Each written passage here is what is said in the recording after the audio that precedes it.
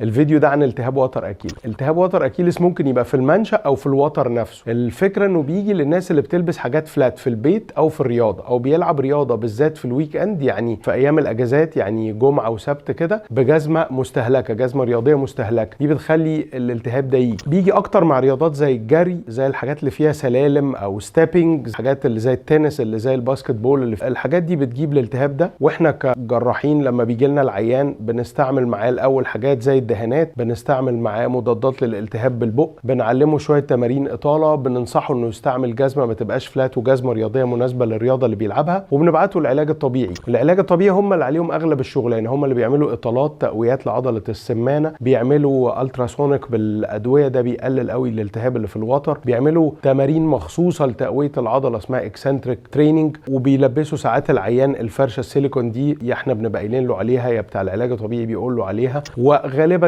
العيانين دول بيخفوا بعلاج طبيعي، ولو ما تحسنوش خالص وتطور الموضوع ان بقى في قطع جزئي او كلي، بنضطر ساعتها احنا كجراحين نتدخل ونصلح القطع ده. انا دكتور شريف خالد، استاذ جراحه عظام في القصر العيني، وبشوف الحالات دي كتير جدا. بنمشي بنفس الطريقه في العلاج زي ما قلت لكم في الفيديو.